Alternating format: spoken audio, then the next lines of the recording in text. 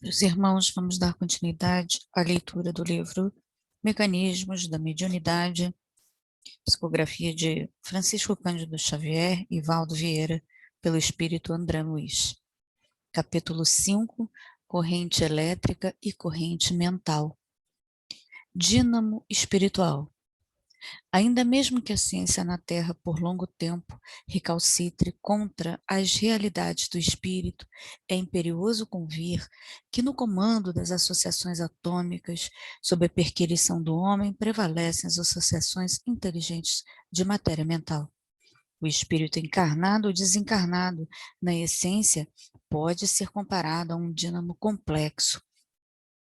em que se verifica a substanciação do trabalho psicofísico em forças mento-eletromagnéticas, forças essas que guardam consigo, no laboratório das células em que circulam e se harmonizam, a propriedade de agentes emissores e receptores, conservadores e regeneradores de energia, para que façamos mais simplesmente compreendidos, entendemos-lo como sendo um dínamo gerador, indutor, transformador e coletor ao mesmo tempo, com capacidade de assimilar correntes contínuas de força e exteriorizá-las simultaneamente. Gerador elétrico. Recordemos que um motor se alimenta da corrente elétrica fornecida pelos recursos atômicos do plano material. E para simples efeito de estudos da transmissão de força mediúnica, em que a matéria mental é substância básica, lembremos-nos de que a chamada força eletromotriz nasce do agente que a produz em circuito fechado. Afirmamos que o gerador elétrico é uma fonte de força eletromotriz. Entretanto, não nos achamos à frente de uma força automática, mas sim de uma característica do gerador, no qual a energia absorvida, sob forma particular, se converte em energia elétrica. O aparelho gerador, no caso, não plasma correntes elétricas, e sim produz determinada diferença de potencial entre os seus terminais ou extremos, facultando aos elétrons a movimentação necessária. Figuremos dois campos elétricos separados, cada um deles com cargas de natureza contrária, com uma diferença de potencial entre eles. Estabelecido um fio condutor entre ambos, a corrente elétrica se improvisa do centro negativo para o centro positivo, até que seja alcançado o justo equilíbrio entre os dois centros, anulando-se desde então a diferença de potencial existente. Se desejamos manter a diferença de potencial a que nos referimos, é indispensável interpor entre ambos um gerador elétrico, por intermédio do qual se nutra constante o fluxo eletrônico entre um e outro, de vez que a corrente circulará no condutor em vista do campo elétrico existente entre os dois corpos. Gerador mediúnico. Idealizemos o fluxo de energias mento-eletromagnéticas ou fulcro de ondas da entidade comunicante e do médium como dois campos distintos associando valores positivos e negativos, respectivamente, com uma diferença de potencial que, em nosso caso, constitui certa capacidade de junção específica. Estabelecido um fio condutor de um para o outro, que em nosso problema representa o pensamento de aceitação ou adesão do médium, a corrente mental desse ou daquele teor se improvisa em regime de ação e reação, atingindo-se o necessário equilíbrio entre ambos, anulando-se desde então a diferença existente pela integração das forças conjuntas em clima de afinidade. Se quisermos sustentar o continuismo de semelhante conjugação, é imprescindível conservar entre os dois um gerador de força que, na questão e análise, é o pensamento constante de aceitação-adesão da personalidade mediúnica, através do qual se evidencie incessante o fluxo de energias conjugadas entre um e outro. Portanto, a corrente de forças mentais destinadas à produção desse ou daquele fenômeno ou serviço circulará no condutor mediúnico em razão do campo de energias mento-eletromagnéticas existente entre a entidade comunicante e a individualidade do médium. Átomos e espíritos. Para entendermos com mais segurança o problema da compensação vibratória na produção da corrente elétrica e de outro modo, da corrente mental, lembremos-nos de que, conforme a lei de Coulomb, as cargas de sinal contrário ou de força centrípeta atraem-se, contrabalançando-se essa atração com a repulsão por elas experimentada ante as cargas de sinal igual ou de força centrífuga. A harmonia eletromecânica do sistema atômico se verifica toda vez que se encontre neutro, ou, mais propriamente,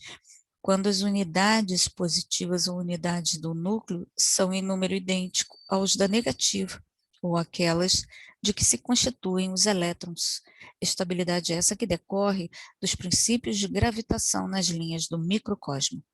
Afirma-se desse modo que existe uma unidade de diferença de potencial entre dois pontos de um campo elétrico, quando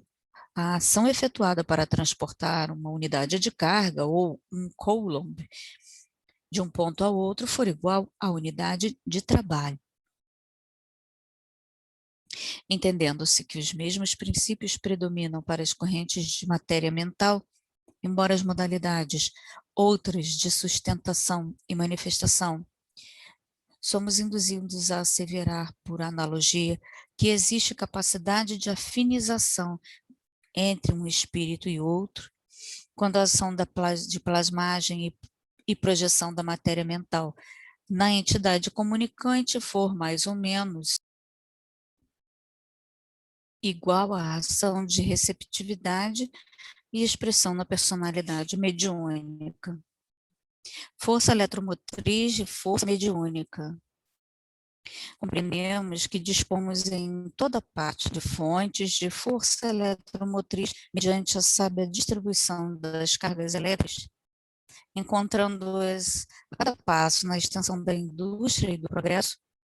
Temos igualmente variado mananciais de força mediúnica mediante a permuta harmoniosa, consciente ou inconsciente, dos princípios ou correntes mentais, sendo possível observá-los em nosso caminho, alimentando grandes iniciativas de socorro às necessidades humanas e de expansão cultural.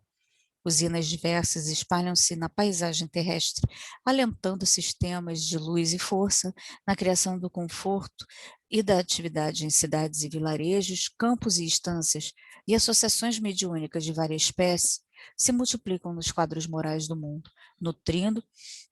as instituições maiores e menores da religião e da ciência, da filosofia e da educação, da arte e do trabalho, do consolo e da caridade, impulsionando a evolução da espiritualidade no plano físico. Fontes de fraco teor.